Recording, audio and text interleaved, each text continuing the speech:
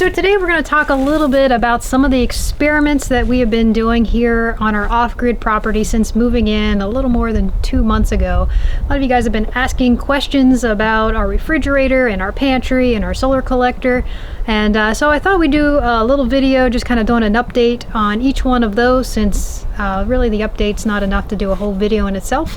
So let's get started.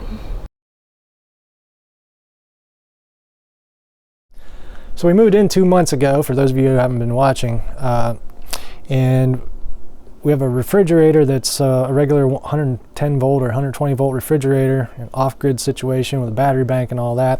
Refrigerator was inside competing with our wood stove. The wood stove was heating up the fridge was trying to run all the time to keep things cool, and we knew we had to solve that problem, so we considered a DC fridge or a propane fridge, and the cost involved in doing that right now didn't make any sense. We'll reevaluate that once we get into our actual house. And so we researched, and a lot of comments suggested move your refrigerator outside. It's winter time, it'll stay cold.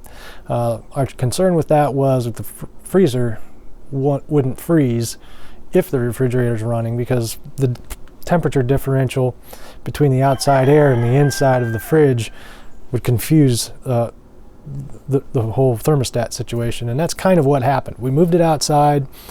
It definitely helped keep our refrigerator stuff cold, so much so that it about froze a couple different times when we had the real cold spell, and the freezer just doesn't freeze because it's got a built-in defroster, and that thing is always thinking it needs to defrost because of the temperature differential. So the freezer is always defrosted, the fridge is pretty cold, so we can't freeze things.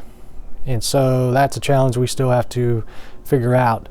As spring comes and things start warming up, we're going to move this back inside because we won't be running the wood stove anymore or as much, so we won't have as much of that problem. And again, I still have to update the battery bank to better size it to run this, and I think we'll be okay. But for now, I mean, it's good. It just isn't ideal, but it's definitely better than it was. So that's that update. So our second update is going to be on the pantry situation. When we were living on grid, we had a very large pantry, a prepper-sized pantry that is a year-long pantry. Some of you guys have watched some of our videos and know how big our pantry was. So when we moved here, we didn't have any place to put it because right now we're living in a trailer that doesn't have a whole lot of storage. So our solution to that was to insulate a shed and put all of our pantry out here. Now, our main concerns with putting all of our food in our pantry was going to be freezing in the winter and heating up too hot in the summer. A lot of people want to know about can jars and what they need to be stored at. They cannot be stored at freezing temperatures. They cannot be stored above 95 degrees. So right now we're just trying to solve the freezing temperature part. And I think we nailed this one. What we ended up doing during the freezing temperatures is we had a wood stove going, and as we needed to dispose of the ashes anyway, we just would fill this bucket up with ashes, the hot ashes, and we placed it on 3 bricks inside of this container, which is insulated with R13 insulation. This was enough to keep our storage shed warm enough above freezing for the really long cold spell that we had, where it was around 7 degrees. Now, is this particular situation going to work for somebody who's like in the negative teens? I don't necessarily know. That's something you'd have to experiment with. But for us here, where our climate is fairly mild, this really worked for us, and yeah, now we just need to figure out the summer thing. So our third update is going to be on our superhero chickens. We currently have 1 rooster to 5 hens, which is not the ideal ratio of rooster to hens. You should have approximately 1 rooster to every 10 to 12 hens. And because we have a rooster who is a fairly aggressive mater, what he was doing is he was pulling out all of the feathers on the chickens' heads, and he was, from his jumping on their backs, he was pulling out the feathers on their backs. So we put the superhero capes on them. They didn't like them for like the first 12 to 15 hours, but then they got used to them. And as I noticed, some of their feathers were growing back in on their heads, and they were looking a little itchy. We decided to take their superhero capes off, and I kept an eye on some of the hens. Some of the hens are a little bit more favored than the others. This is one that's more favored, and you can see some of her feathers are still kind of pulled out. So we decided to put these capes back on them. They do work. The chickens really don't mind them, but I do think it's good to give them a little break so that they can, she wanted down, so that they can dust bathe and scratch their backs. But they do help, and I would say superhero capes is a success. So update on the Hillbilly solar collector pressure tank thing. People keep asking, does it work? And yes, it does work, sort of. It actually collects heat. It just doesn't store it very well because there's not enough thermal mass. One viewer suggested that this door is a double pane storm door and probably has argon gas in between the panes of glass, which is correct. And you can drill in between the panes and release the argon, and it'll allow heat and light, or allow the heat to get in better. That's one thing that we could change.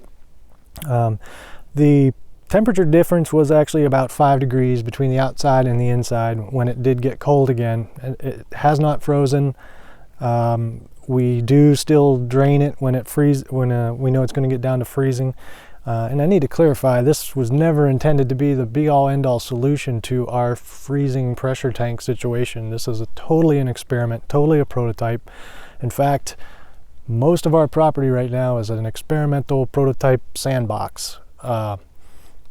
This will not even be what we use when we build our house. This whole area will probably become a pond. And so this gives us a great opportunity to do things like this and try experiments and see what works and what doesn't, so that we have a better idea of what will work in our permanent house. So, does it work? Yes, sort of. All right, and so the last update is going to be on herbal and homeopathic remedies. A lot of you guys have been asking me if I got a chance to try the cold and flu pills that I've made or any of the cough medicines that I've made. And yes, unfortunately, we did have some of the viruses strike our house not too long ago. Ilaria had come home with some sort of bug. I don't know if it was the flu or an adenovirus, but she had a pretty high fever. I immediately started her on the homeopathy, the Acilo, and she started feeling better within a matter of hours. And then it ended up moving to a cough and stuffy nose. So I put her on the homeopathic cough and bronchial syrup. And on top of that, she had a little bit of sore throat, so she was using the sore throat spray. She felt better in no time. Around that same time, I started taking some remedies myself, knowing that she was probably going to pass it on to me. So I started myself on the Acilo as well, taking it twice a day, and I started taking the cold and flu pills. Now these are a little bit big for Ilaria to take, that's why she didn't take these. So I started taking a couple of these a day, and I did not get sick, knock on wood. Now, just to kind of put some perspective in there, Jeremy is not a big fan of taking any medicine whatsoever, whether it be natural or whether it be conventional, and guess who got sick? So knock on wood, to me this stuff works. On top of this, I do need to mention that I was also eating or drinking the winter immune drinks. I'll leave a link to that if you're interested. So I do try very hard to boost my immune system when I do know it is cold and flu season. But whether or not the natural medicine is working, yes. So that wraps up our experiments so far on what worked and what didn't work. You just never know. You have to really try things out before you know if they're going to work for you. And what works for one person in one situation, it's not necessarily going to work for another person in another situation. Part of the enjoyment that we get with doing this off-grid life and being homesteaders is trying to find alternative ways to do things and finding our own path. So we really do enjoy doing a lot of the different experiments, and we're going to be taking you along with a lot more, I'm sure, in the future. So we'll share with you guys those as they come up, and also the results of those. If you guys like this kind of stuff, like, subscribe. Also be sure to check out our Instagram channel. We do post on there daily, so if you want to know more of the daily things that are going on around here, check out our Instagram channel, and we'll see you in the next video. Thanks for watching.